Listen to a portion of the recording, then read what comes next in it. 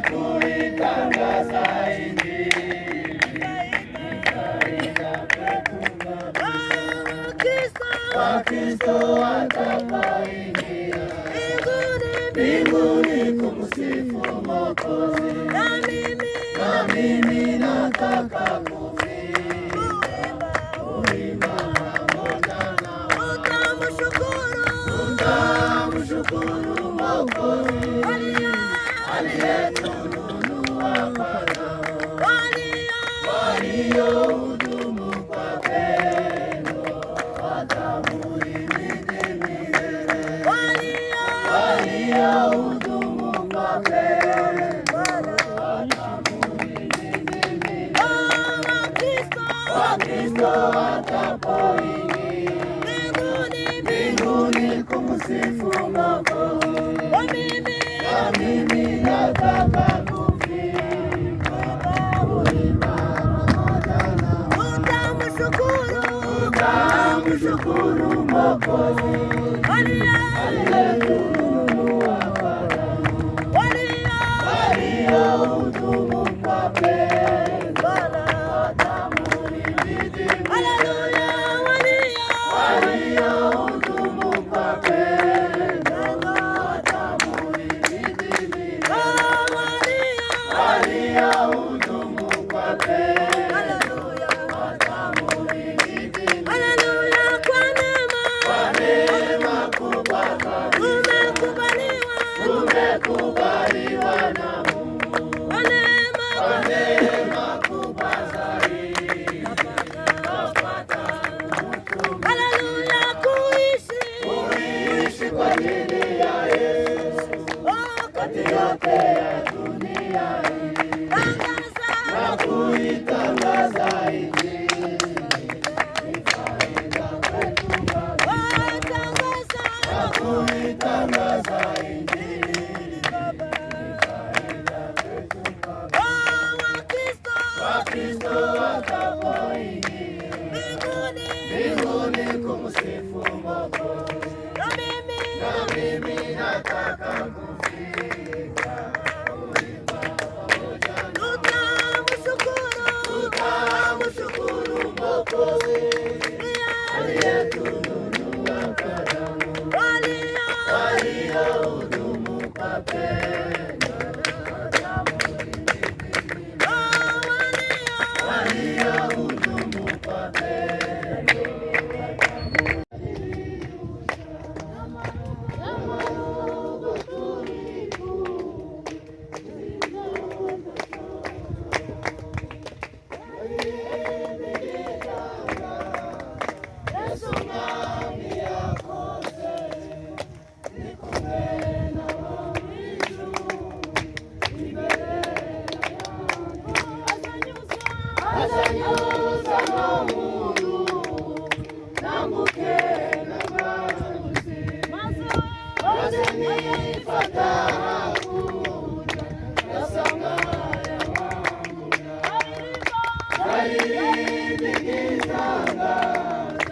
Yesu mwami yakoze nikumwe nabo mw'ijuru imbere yanjye, narizimiye nita maze Yesu maze ashira ku bitu asubiza mu nzira, aririmba igitangaza Yesu mwami yakoze nikumwe nawe uzindege. Turakomeza icyo dukora, reka dushime Imana dusenga. Imana yatubashije tukagera hano, dusaba Kristo tubaye tukasenga Imana tugereje ubwiza bw'Imana wamaze kubagera kugira ngo ubone gukora icyo dukora. Uraho Mana twagushimira uyu munsi mwiza w'igihe cy'Imana utaraturutse abana bacu, dushimira imbabazi zawe n'urukundo rwawe rwinshi ugira. Ijambo ryawe ritubwira yuko ibitekerezo ku mwana w'umuntu byose ari byiza, ibi nabyo ko bari mu mugambi wawe bareka kubigushimira kuko biri kugira ngo niba zose turadushimira. Rero tumaze kugera hano tugushimiye ku neza yawe watubwiye ko tuhagere, ushimiye kuturongora no kutuyobora mu nzira zose aho twanyuze tukaba tugeze hano. Mana uruzi icyatuzanye hano, imitima yacu irababaye, imitima yacu yuzuye intimba, ariko turifuza yuko ijambo ryawe rivugirwa hano ribasha guhorahoza imitima y'aba bose bari hano ndetse n'abandi bose bumvishe n'ukuri. Ngaho turakwiyegereje kuzibane natwe za gahunda zose mwami ugiye gukorera hano, kuba ari wowe uziyobora, tuziyobora abana b'abantu. Turaguhimbaje kuko uzabumva kandi tukabikora mu izina rya Yesu umwami wacu, amen. Bwana asiwe. Mbere ya byose reka tubanze twiyegerezanye, tunashimira Imana yababashyikiye mwese, abavuye kure n'abavuye hirya no hino mu mpande zose z'abatuye hano mu buryo dutandukanye, abavuye mu turere twinshi tutabasha kuvuga amazina yatwo, ariko hamwe nabyo turashima Imana yuko twahageze. Bwana asiwe.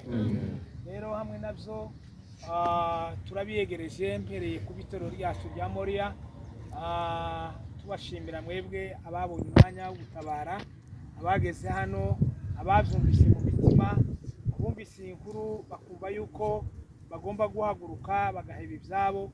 By'ukuri turabiyegereje cyane. Bwana asiwe. Ntibivuze yuko abataje hari uwo ducira urubanza, ntibyoshoboka ko abantu bose bazi, ariko abataje nabo bari bakwiye kuba bari hano, ariko hari impamvu, kandi nabo turi kumwe mu bitekerezo yuko niko biza bigenda. Icyongeyeho nanone by'ukuri twiyegereje abandi bantu duturanye hariya muri Gasarani, batabaye, hari abatabaye guhera mu ijoro, ngo turabashimira cyane, Imana ibaheze umugisha. Hamwe nabyo hari abandi batabaye baturutse hirya no hino mu turere, sintwitaho ngo ndavuga uturere kuko hari uwo noja gusiga, ariko umuntu wese watabaye uvuye mu karere hirya no hino wese turavuze ngo Imana imuheze umugisha kandi mwumve yuko tubiyegereje. Bwana asifiwe. Cyongeyeho nanone twiyegereje uyu muryango wa pasiteri wabuze umwana, n'abandi bashamikiye kuri pasiteri mwese turabizi hano, turi kumwe na ba nyirarume, turi kumwe n'abaturanyi, turi kumwe na ba nyirarume b'impande zose. Abo bose turabiyegereje kugira ngo muze, kandi turabashimira kuko mwaje kugira ngo twifatanye namwe. Imana ibaheze umugisha kandi mwumve yuko tubiyegereje rwose. Bwana asifiwe. Ikindi cyongeyeho nanone turi kumwe n'abashumba batandukanye. Umushumba wese wageze aha ngaha yumve yuko tumuhaye agaciro kandi tumushimira, tutavuga amatorero araye twuje gusiga, ariko mwumve yuko tubiyegereje kandi twabishimiye kubana namwe. Imana ibaheze umugisha. Bwana asifiwe. Hamwe nabyo ntabwo turi butinde hano ngo dufate umwanya muremure cyane, turavuga ijambo ry'Imana umwanya mutoya kugira ngo tuje kubona umwanya wo gukora ibindi, reke kurangara bakora, natwe nibyo turimo kubyihanganira. Bwana asifiwe. Hamwe nabyo rero reka tujye gusoma ijambo hano ry'Imana kugira ngo tubashe twese kubana mu buryo bwo gukomeza uyu muryango wabuze umwana. Some hano mu byahishuriwe Yohana, turasoma ahantu habiri, turasoma igice cya 20 no ku murongo wa 11. Nyuma yaho turaja gusoma igice cya 21 no kuri 4. Haravuga ngo mbona intebe y'ubwami 20 no ku 11, mbona intebe y'ubwami nini yera, mbona n'uyicayeho, isi n'ijuru bihunga mu maso hayo, ahabyo ntiyaba hakiboneka. Mbona abapfuye, abakomeye n'aboroheje bahagaze imbere y'iyo ntebe, nuko ibitabo birabumburwa, kandi n'ikindi gitabo kirabumburwa, aricyo gitabo cy'ubugingo. Abapfuye bakirwa imanza z'ibyanditswe muri ibyo bitabo, zikwiriye ibyo bakoze. Amen. some 21 haravuga ngo izanagura amarira yose ku maso yabo, kandi urupfu ntiruzabaho ukundi, kandi umuborogo cyangwa gutaka cyangwa kuribwa ntibizabaho ukundi, kuko ibya mbere bizaba bishize. Amen. Kubivuga biza bisa n'ibitumvikana iyo umuntu yumva agifite ubuzima, iyo umuntu yumva agihaye agenda, iyo umuntu bitaramugeraho wese yibwira yuko ari umuntu kandi ahagaze, kandi akibwira yuko akomeye. Ariko ijambo ry'Imana dusomeye hano mu byahishuriwe Yohana, ubwo yerekwaga iby'iherezo by'isi, yavuze yuko yabonye ijuru, abona n'isi yuko bikurwaho, kandi nyuma y'ijuru gukurwaho n'isi gakurwaho, nawe uri umuntu ndi wasigaraho. Ni ukuvuga ngo ijambo ry'Imana ritubwiye yuko hari iherezo. Iyo dusoma hariya mu rwandiko Pawulo yandikiye ab'Iroma, tugasoma hariya mu gice c'14 no ku murongo w'8, hari icyo azatubwira. Haratubwira ngo abantu bariho, umuntu iyo ariho taza yibwira yuko ashobora gupfa, cyangwa se ntawubaho kubwe. Niko ijambo ry'Imana ritubwira. Yatubwiye ngo ntawubaho kubwe kandi ntawupfa ku bushake bwiwe. Ariko iravuga ngo abariho n'abapfuye bose ngo bariho kubw'Umwami. Bwana asifiwe. Iyo umuntu ariho uzureba ubutunzi, wareba abana nibwo butunzi bwa mbere, umuryango nibwo butunzi bwa mbere bubaho. Ariko iyo ureba ukiriho ukaburiho n'abana bawe bose, umuryango wawe mwese mukwira, iby'urupfu uzusa n'utabireba. Ariko ibyanditswe byera biduhishuriye ibanga. Riravuga ngo iyi si Yohana ubwo yerekwaga ijambo ry'Imana yaravuze ngo nabonye ijuru n'isi bikurwaho, kandi ngo abona yuko iherezo ry'ibintu byose bibashe gushira. Bwana asifiwe. Hari umwanditsi Dawudi yaranditse hariya muri Zaburi ya 39, yaravuze ngo Imana nimwishurire iherezo ryiwe, ngo kandi imwereke ngo n'iminsi ye yo kubaho, ngo yitegereze ngo amenye yuko ngo ari igikenya. Abantu benshi baza bagira expression cyangwa se langage ntibamenye context uko ivuga. Igikenya ni ukuvuga ngo ni umuntu ukenyuka. Ubuzima bw'umwana w'umuntu bubaho, abantu baza bakenyuka bagapfa vuba, niko gukenyuka. Ariko iminsi y'umwana w'umuntu irabaze, kuko ijambo ry'Imana niko ritubwiye yuko hari iherezo. Umuntu yabaho ukabaho ukaramba, ariko ukamenya yuko ufite iherezo. Hari abatabona isi nk'ubuzima bw'uyu mwana, twavuga yuko yakinguye amaso abona isi ariko ntiyabasha kubaho. Hari abandi baramba isi ziburabuza, ukuduha tuvuga kuri none. Hari abantu bakeneye urupfu, basenga Imana ndetse ubwabo bagasenga barira, ariko ntibabone urwo rupfu.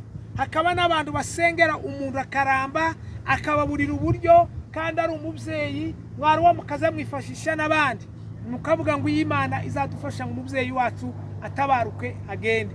Iyo si ni ku isi imeze, ariko iherezo rya byose riri hagufi. Bwana asifiwe. Iherezo rya buri muntu ribaho. Watunga, wareba umubiri wawe ukabona yuko ari mwiza cyane, ukawurimbisha ubwo aribwo bwose. Ntituvuga ngo kurimbisha imibiri yacu ni kubi, ariko nanone urimbisha umubiri wawe witeguye yuko umubiri wawe ufite ubukenya. Umubiri wawe ntabwo ufite ubugingo buhoraho. Imana itubabarire cyane. Kandi ibyo byose iyo usomye hariya mu rwandiko rw'Abaroma, ugasoma kuri 5 ukamanuka hari ni ku 14, haratubwira ngo igicumuro cy'umuntu umwe nicyo cyazanye urupfu. Uwo ni Adamu wa mbere, ariko bikatubwira ngo Adamu wa kabiri yajewe atuzaniye ubugingo buhoraho. Bwana asifiwe. Nubwo iyi mibiri yacu ipfa, nubwo muri iyi si tuyiboneramo ibyago, nubwo tuyiboneramo gutaka, nubwo tuyiboneramo amakuba, nubwo tuyiboneramo ibitubabaza cyane, ariko hari umunsi umwe. Bwana asifiwe. Hari umunsi umwe, niko ijambo ry'Imana ryatubwiye hano mu byahishuriwe Yohana ku kuri 21 no kuri 4 hatubwiye ngo izahanagura amarira y'abarira bose, ngo ndetse no kuribwa no kuboroga ngo bizavaho. Bwana asiwe. No kuboroga no kuribwa bizavaho, kandi bizavaho kuri babandi bizeye. Ijambo ry'Imana usomye hariya kuri 20 twasomye mu byahishuriwe Yohana, ukamanuka ukarangiza iyo paragraph, hari abavuga ngo abazaje hanze, hari abazatabwa mu muriro w'iteka w'intazima. Nyuma ya kiriya gitabo kubumburwa, igitabo cy'ubugingo, umuntu wese ngo azerekanwa imirimo yiwe yakoze. Abakoze imirimo myiza, abo nibo bazajana iburyo bw'Imana, bagatunganyirizwa, bazicarana n'Imana, kandi bazahindurwa imibiri yabo, nibo bazahabwa ubugingo buhoraho. Bwana asiwe. Muririmbyi yaravuze ngo tuzimana n'Uwiteka ingoma y'ubwami, ngo kandi iyo ngoma y'ubwami ngo ntizahanguka. Bwana asiwe. Tuba tubyishimira kenshi, twishimira yuko twamenye Imana, twishimira yuko turi abakristo, nubwo isi ducunda ikadukubita hirya no hino, ariko ijambo ry'Imana rizariduhumuriza rikatubwira yuko tuzimana ingoma n'umwami wacu, kandi ngo iyo ngoma y'umwami tizagira iherezo. Bwana asiwe. Upfe kuba warapfuye wizeye umwami Yesu Kristo, upfe kuba waratunganyije ubuzima bwawe. Niyo mpamvu Dawudi yasenze aravuga ngo unigishe Mana, umpishurire gahunda y'iherezo ryanjye n'iminsi yanjye yo kubaho, ngo menye yuko ntari gukenya. Bwana asiwe. Ariko inzira zawe nizo zizaguheza iherezo ryawe ryiza. Igitabo kizabumburwa, imirimo yawe isomwe, nimba ari mibi uzajanwa habi, uzabana n'umwanzi Satani, kuko ijambo ry'Imana rizaritubwira ngo umwanzi uzaheruka gukurwaho mu isi, cyangwa se uzaheruka gukurwaho mu bihe ni Satani n'urupfu. Ariko ijambo ry'Imana rizariduhumuriza rikatubwira ngo umunsi umwe ngo tuzabwira urubori rw'urupfu na Satani, ngo turubwire ngo yewe rupfu n'urubori rwawe rurihe. Niyo mpamvu umwanditsi yabivuze, Yohana abibonye yitegereza, aravuga ngo hariya niho twasomye 21, aravuga ngo tuzahabwa ubugingo buhoraho, kandi aravuga ngo iherezo rya byose, Yohana niwe wabyeretswe, aravuga ngo iherezo rya byose abantu bazasomerwa imirimo yabo. Imirimo yawe niba myiza uzicarana n'Imana ku ntebe y'ubwami. Rero tureka tubwire ababuze uyu mwana yuko nawe tuzamusanga mu bwami bw'Imana. N'umuziranenge, yatabarutse, nta rubanza azacirwa imbere y'Imana, kuko nta mirimo yindi yakoze, nta gipimo kizamupima ngo usange ngo yacumuye ku Mana. Oya, abariho bazima bagomba gutandukanya ikibi n'icyiza, abo ni bafite urubanza imbere y'Imana. Ariko uyu mwana yatabarutse kandi yagiye ari umuziranenge.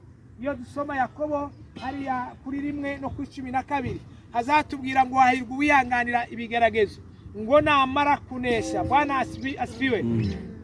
Cyangwa se ngo namara kwemerwa, ngo azahabwa ikamba ry'ubugingo. Turabasaba kugira ngo babyeyi ntimubabare nk'abandi batizera, ariko ahubwo mukomere. Iyi si turiho twese turi ingenzi, turiko turatambuka.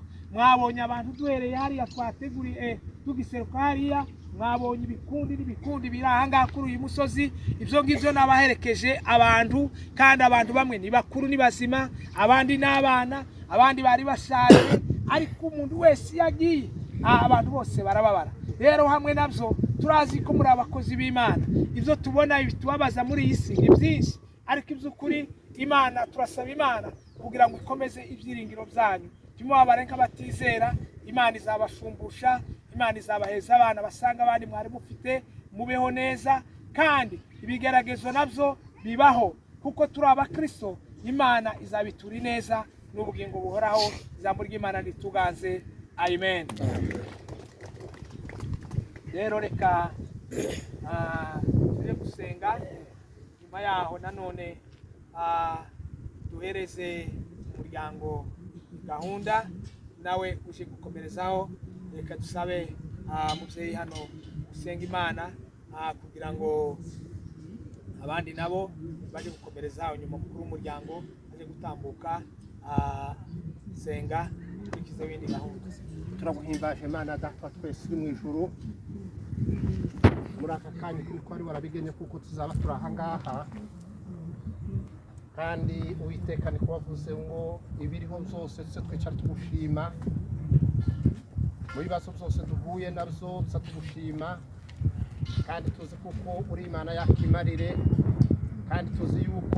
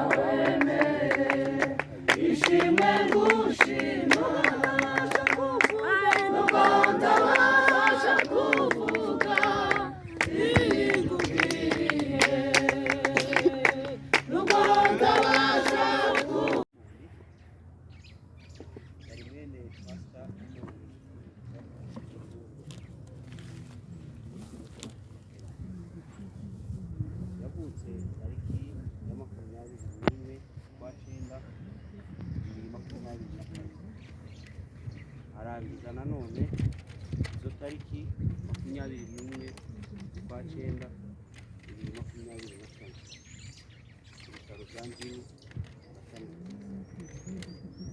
nyakwigendera akaba atabarutse ari umumarayika tumwifurije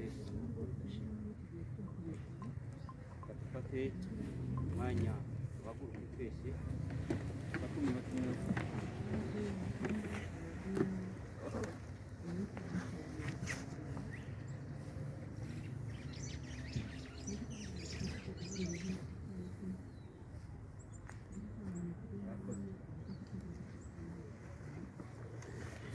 arakoze cyane maze kumwirondora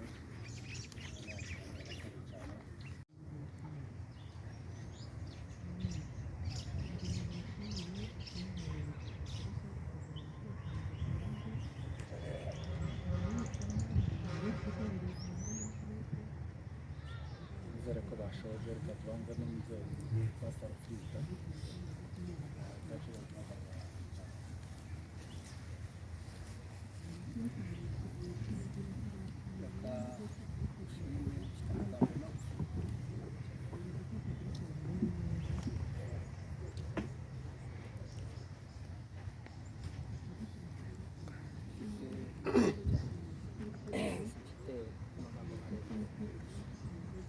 bashimye kuko mwaje gufata umugongo abazi hano bose sintora ngo mvuge ngo nguyu wese abahuye mu ngo zanyu mukaza kutufata mu mugongo ntibashimye Imana ibahumuje ijambo ry'akazi tugasibuka amujyana niyo izitegeka kandi niyo izigira gukora rwose ntabwo tuza tuyigaragaje ijambo rya gatatu mu minsi ishize ni wari kandi umuntu w'umugabo aho bamurengeza ariko Imana ishyiraho ijambo ishaka kuko njyewe zamuherekeza ibyo nabyo ndabishima iyo nshaka kugenda nje nawe agasakangurikira iyo ndahobaye sinzi ko byomera hobaye ariko nshima Imana kuko narengejwe ndemje ndafite ikintu mbasha ariko uno munsi ntagaragara muherekeje ni ukuri gushima Imana cyongeyeho hari umunsi umwe narose zose kandi nza kuzigenzura mbona bampaye inka iraza itaha mu rugo rwanje wishike mu rugo baza guca mu gitondo kayiba ngasubira kandi nkaryama nasubira kandi nkarota bampaye kandi nkayibona namara kwishitsa bwaca mu gitondo nkayibona uko nkayibona gutyo ndi mu nzozi atari ukuvuga ngo burakeye ngasigara mpatapata ngo si nkabyageze shimiye Imana uno munsi wa none kuko bagaze hano ngaherekeza umwana wanje kuri imashini namwe mwaje mukaza twese tugafatikanya Imana ibagire neza kandi izabaheze imigisha itabara Imana amen. Umva mama w'umwana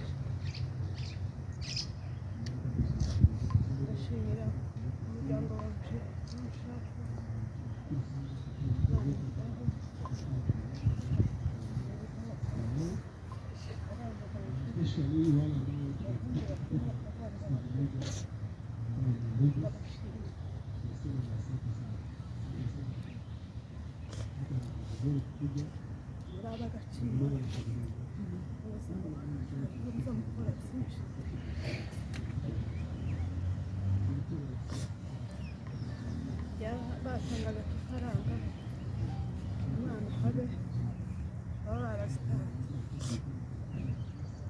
ariko kuba Imana itanga bashimira Imana yamugishije bashimira abaturanyi kuba batanga Imana yamugishije umugisha muri bino mu byiza turabatikanya Imana yamugishije umugisha rero abantu bose mwageze hano mutabaye kuba batangiye kuduhamagara mu ijoro mutanga imyanya yanyu umusekitari mukaza Imana yamugishije kubaha umugisha umwana marayika nta minsi yageze yaragize ku isi ngo tuvuge ngo ahari ngo tubishidikanye ko atagiye mu ijoro Imana yamutaje ikongera kandi ikamusubiza.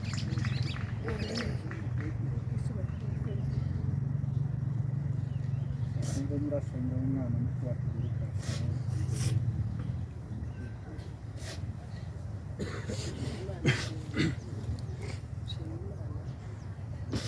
yuko ari nazo ibintu byose tubaha dore ku bwacu twari ko tunabitekereza kandi ariko kubwo Imana ariyo mugenga w'ibihe Imana nishimye shimye Imana ku bantu bafashe kudufata mu mugongo ni ukuri ndabona abantu bo mu rusengero basengeramo b'amoni bagakomeza kuvugana namuhamagara akamubura kuri telefone nambara inkweto mpita nzamuka kwa muzehe nsanga nawe aricaye ari kumwe n'abavandimwe banjye hano nuko ariko turashima ko mukecuru yakomeye ubushize turi ku mwanya yari akomeye kandi nari ndiyo abaganga baza bamusohora bakadusigaza ngo batubwire rezilita aravuga ati nimushaka muvuge ndimo kera nabyakiriye namenye icyabaye ubwo yarakomeye nanone mu gitondo nijoro mugezeho bwa mbere nasanze akomeye mu by'ukuri ndamushimiye gukomera bene uku si bose babishobora ariko yabikoze ndagushimiye mu by'ukuri nshimira na muzehe nijoro twaraganiriye turakomezanya yakomeye nawe ndamushimiye mu by'ukuri reka nshimire umuryango wacu wa Mfizi mwakoze cyane abitabiriye mwagize neza mu by'ukuri gutabara abavandimwe ni byiza ni umuco mwiza mwakoze cyane abitabiriye bose Imana mu ijuru ibaho umugisha n'abatabonye umwanya wo kugera aha Imana mu ijuru ibaho umugisha reka nshimire umuryango wacu wa Miheto abari hano imbere mwakoze mu by'ukuri abenshi twaravuganye nijoro bazindutse baza n'abatabonetse siko ubaya bagize izindi mbogamizi mwakoze cyane Imana mu ijuru ibaho umugisha kandi mukomeze ubwo butwari reka nshimire umuryango wa ba Muyomba abatwari mwagize neza mu by'ukuri ndababona hano hariho pasiteri hariya n'abandi bose bari kumwe b'abatwari ba Muyomba mwakoze mu by'ukuri Imana mu ijuru bamugisha mwabikoze neza rwose reka nongere nshimire itorero ryacu rya Moriya nabo bamwe nabavugishije nijoro ariko ndabona bitabiriye ku bwinshi twari kumwe yari angiro ku bitaro mwakoze mu by'ukuri mwakoze cyane itorero ryacu ni itorero ry'ingirakamaro ni itorero rikora ibikorwa by'indashyikirwa mwagize neza Everett n'abandi bose inzego zose mwakoze cyane mwakoze Imana mu ijuru ibaduhera umugisha reka nshimire abaturanyi babana na muzehe muri Plote n'abandi ba Kasarani namwe mwakoze Imana mu ijuru ibaho umugisha reka nshimire umuryango wacu wa bugufi wo kwa Nyamuniga icyo gihe nabyutse nagiye kuvugana nabo tuganira nabo ku murongo tubabwira ibibazo tubabwira ko dushingura none babyumva cyane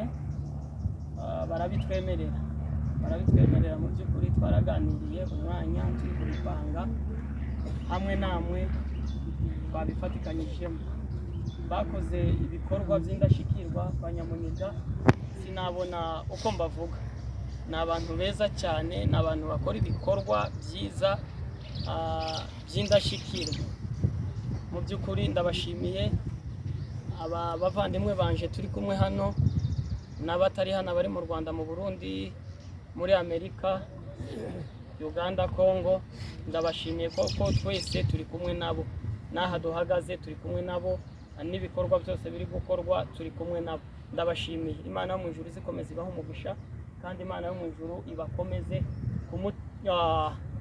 ku mutwaro bagira w'umuryango mu by'ukuri uyu muziranenge bavuze amazina yiwe yitwaga Nelson Amoni mama we yagiye ku bitaro nk'ibisanzwe nawe aje kwibaruka kandi yagiye ari hafi ashike ku bitaro ntibyakunda, haza impamvu zituma nyine umwana aza apfuye, ariko yagiye umwana ari muzima. Baranamupimye aje kugenda basanga umwana ni muzima, kandi yari ageze muri ta nziza yo kugira ngo abashe kubyara adakorewe na operasiyo. Mu by'ukuri kuba byagenze gutyo nta kintu twakora ntitwabigarura, umupango w'Imana nta mwana w'umuntu uzi uwitanga. Rero turabishimye ko ariko byabonetse. Iri ni irigira kabiri, mukomeze mu dusengere ku Mana, Imana ikomeze imitima. Rero mu by'ukuri tudatwaye maremare, mwakoze mwese. Imana yo mu ijuru bamugisha, kandi Imana yo mu ijuru bagirire neza. Murakoze. Murakoze cyane, reka tubasabe basubire mu cyicaro. kandi bene ayo makuru azatinda amakuru y'ibindi birori bisanzwe biza bigenda bitinda gushika, ariko ibi bazavuga ngo ni urutambi rwifugiza vuba cyane rukagenda bakaruka. Ababyumvise ni benshi bahagaze hano duserukiye n'abo bose. Twitwaraye nyine tubizi kuko nyine bavuye kwivuga, ariko habaye mu gitondo ije ko murabona ko ni umuntu w'umusaza, ariko abatoya bagomba gusingirizanya amatelefone. Aba baraha bamwe bamba gusingiriza, abandi bari mu byaro. Naje kumva numva amakuru niho aturutse, bukeye bavuga hasi. None rero turi hano ni ugutanga ihumure. Imana ishimwe, ihumure uku twavutse tubisanga kuko ari uko bimeze, ariko bamwe batari babisobanukiwe pe. Uku ni ukuvuga ngo mu guhumura kwacu natwe nk'ibi byari bibaye aha ngaha, tawavugisha gundi kwari ukwamiriza bakarira. Ibyo twarabibonye, barabibonye n'abandi, aho gutanga ihumure ahubwo bagatanga ubwihebe. Ariko dushima Imana kuko kurya umuririmbyi yarinze aravuga ngo dushima Imana kuko twavukiye ku ngoma y'umwami wacu Nyirimbabazi. Ni ukuri muze mubishimira Imana. Haleluya. Muze mubishimira Imana. Hari bamwe biya jewe ubanje uko mumbona abo mfite sizo mfura zanje, ariko hari umunsi umwe je napfuje ko ndabwira abavyeyi bitegereje cyane. Umuhungu wanje w'imfura yitavye, yari mutoya, we yarahaye inje umwaka wa kane wa primaire. Aritaba yitabe, haza abantu bo kwihebesha. Ibyo biza bibaho, kandi ashaka kuvuga ngo kwibakuramo. Kandi inshuti yanje kabisa ikomeye, ariko nawe yabitewe n'ibindi, abiterwa n'umubabaro mwinshi. Yamaze yikubita nyine imbere y'umudame w'iwanje, n'umubabaro mwinshi kurya nyine bikubita hasi.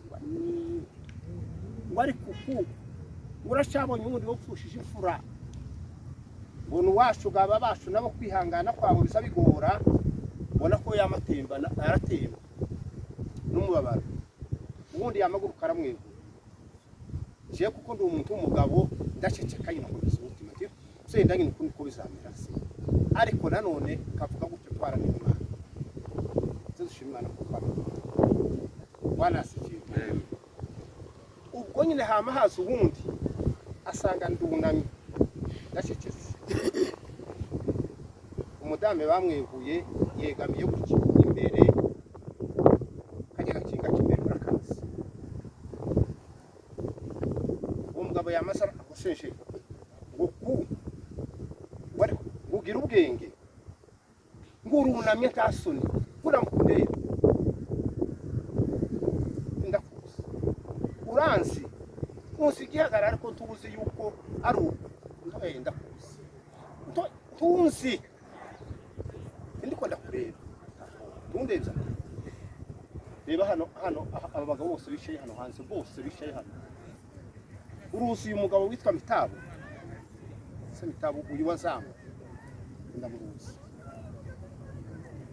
ati daye ndakubwiye ngo ndebe uriya ni ungana n'imfura yanje uriya turuzi kuko ari umugabo tungana iriya ni ungana n'imfura yanje atari ko bapfuye ari abahungu batanu bakurikirana mu gihe cy'uruhungu ati barapfa barashira ibaraka nyina arapfa ninuka n'akana kamwe ngo nimusabwa tumusabwa ukabona ko atagira n'ubwenge bukwije ndashaka none dore murebe urubyaro mfite bariya si abana baje n'ikabuzukuru none rero jewe ishono babwire abasa uyu nguyu watambutse si uwanyu abanyu bari inyuma kandi abo muzabona nyuma bazabakuramo ibitekerezo nawe bizakuvamo mwibagirwe ibi birari bibi bene bitambutse mubyibagirwe hano aha ku isi hano ni ugutambuka ariko abangaba niwo mugisha bigira umugisha twebwe turatambuka ariko bageze mu ruhukiro n'abangaba baturusha umugisha n'ubu uvuga gutyo uku nguku mfite urugo runini ubwo nari ntarabyara n'abandi ariko mfite urugo runini mukomere abanyu bari inyuma mukomere abanyu bari inyuma bazasimbura akababaro rero tukaba tubihanganishije mukomere musenge Imana yo mu ijuru akagakomere k'akababaro izagasisibiranya mbona abana Imana nibafashe Imana nibafashe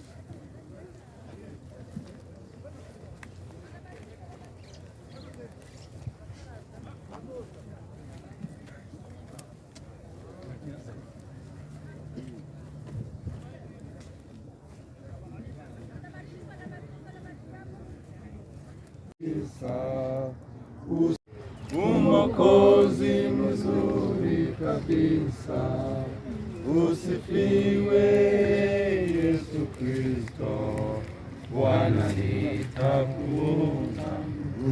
Usifiwe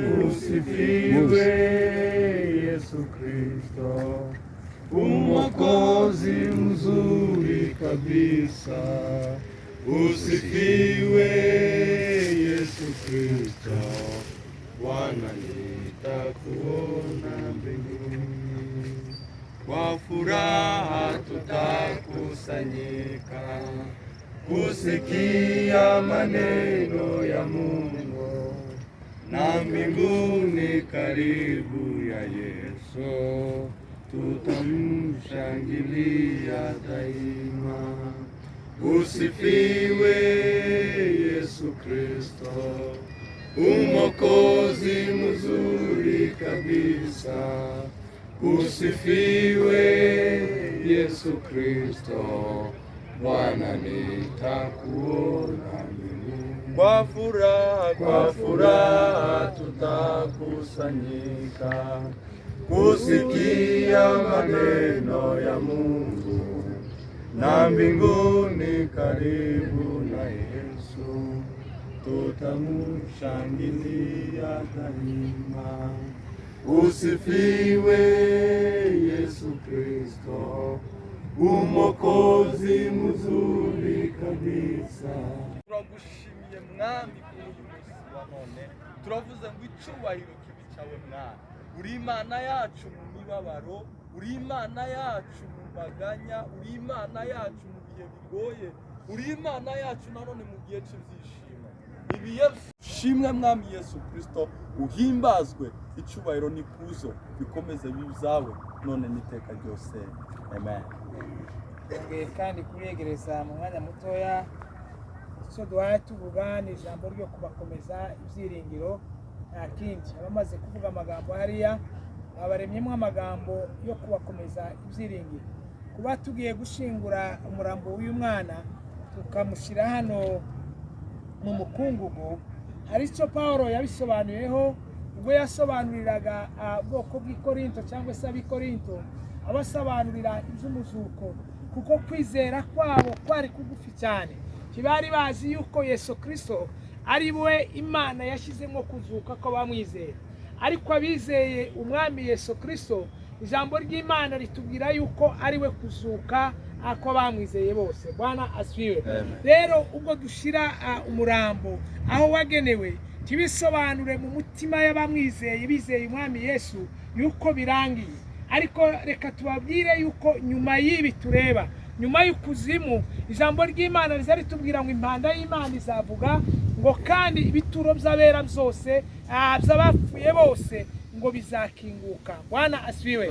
Ijambo ry'Imana rikadushyira mu ihumure, rikatubwira ngo abapfuye bizeye bose bazahindurwa ngo base n'Imana. Bwana asifiwe. Ijambo ry'Imana kandi rikatubwira ngo abasinziriye, niko ijambo ry'Imana rizari tubwira ngo abari mu butaka, ubwo ubutaka buzasama ibituro byose bigakinguka. Iravuga ngo abari basinziriye mu bituro ngo nibo bazabanza kuba amaso bakanguke gusanganira umwami wacu mu kirere. Iyo mpamvu Pawulo yabyanditse hano nanone yarabyanditse mu b'Ikorinto ba mbere 15,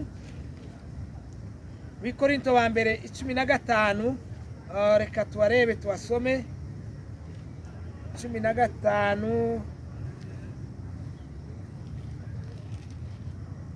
no ku murongo wa 53.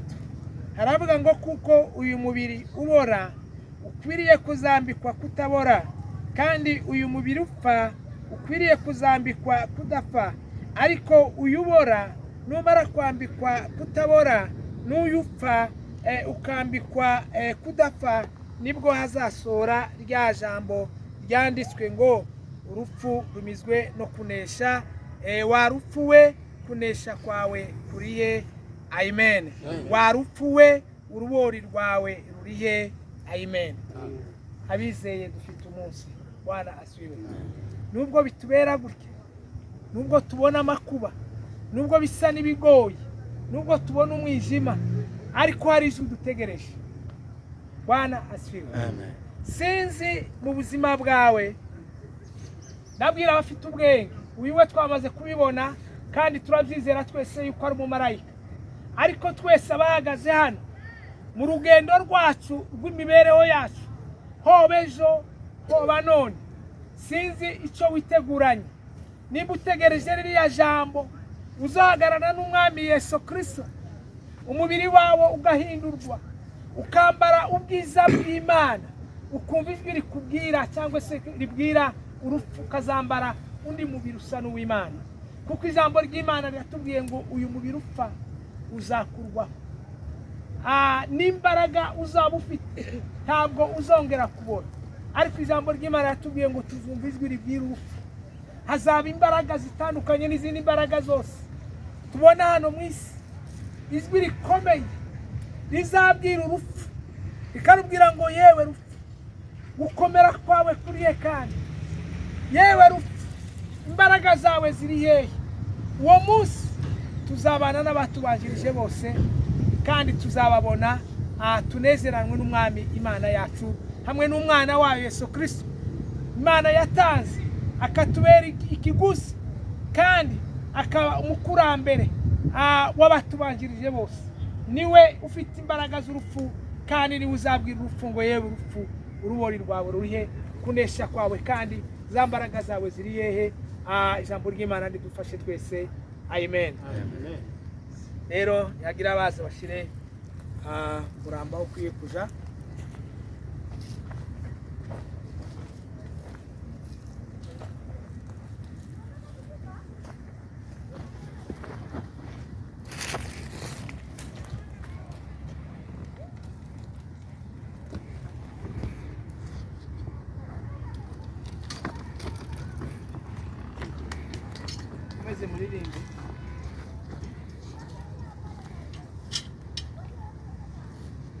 mbese ntiyabizera bazajya kuba ni muri Yerusalemu mu murwa w'Imana wari bishinzwe niho bazatura bazaba amahoro bazagubwa neza ntibazatinyika ibi cyose nk'uko Imana izahanagura amarira yabo bazaba amahoro bazagubwa neza ntibazatinyika ibi cyose kuko Imana izahanagura amarira yabo. Yesu uko mubona bizamera bite Yesu umwami natwakira hamwe n'abamarayika bera ko badukumbuye bazaba amahoro bazagubwa neza ntibazatinyika ibi cyose kuko Imana izahanagura amarira yabo. Tumaze kugerayo tuzaririmba indirimbo zo kunesha maze twishime hejuru y'urupfu ndetse na Satani tubanye na Yesu intwari zatsinze ntakizadutandukanyayo tuzabana y'akaramata n'umukiza wacu tubanye na Yesu intwari zatsinze ntakizadutandukanyayo tuzabana y'akaramata n'umukiza wacu. Dusome rino jambo nyuma yaho pastori cyangwa se abashumba bari aha baze kwegera hano n'ababyeyi n'abandi kugira ngo baherekeze ibyo bisanzwe. Twongera dusome nyine hano mu gice cya 15 mu rwandiko rwa mbere rwa Pawulo mu Korinto nako aravuga ngo ubibwa ufite igisuzuguriro ukazazurwa ufite ubwiza, ubibwa utagira intege ukazazurwa ufite imbaraga, ubibwa ari umubiri wakavukire ukazazurwa ari umubiri w'umwuka. Twese tubyizere, amen.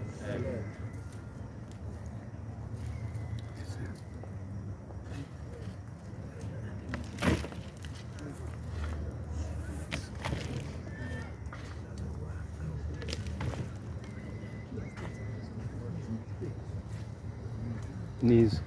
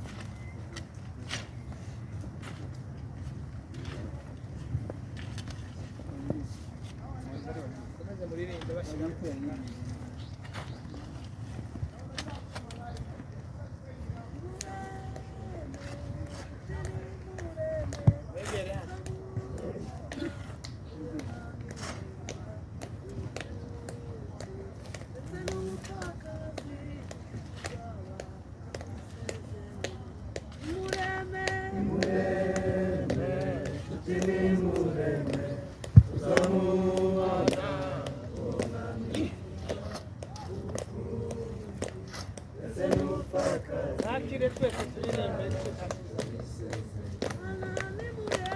nimureme nshuti nimureme tuzamubona uwo mwami ndetse n'umupfakazi tuzaba nimureme nshuti nimureme tuzamubona uwo mwami ndetse n'umupfakazi tuzaba tumusezeye nimureme nshuti nimureme tuzamubona uwo mwami ndetse n'umupfakazi tuzaba darasa n'uwaraye mu gitaramo igereye hasi cyane rero ntiyagira umuntu utera mu ijwi kugira ngo ashyirwe hejuru abantu baririmbe nicyo cyatuzanye kugira ngo dufashanye muri uyu mwanya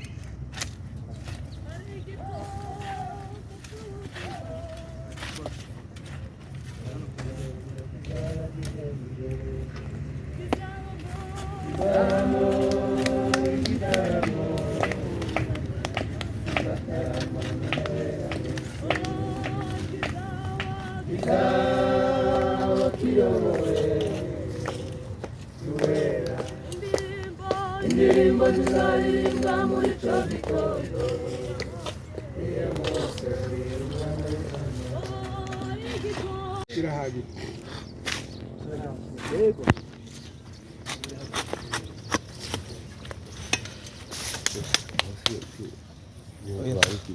murakoze cyane reka dusabe abashumba bigira hino barawusimbere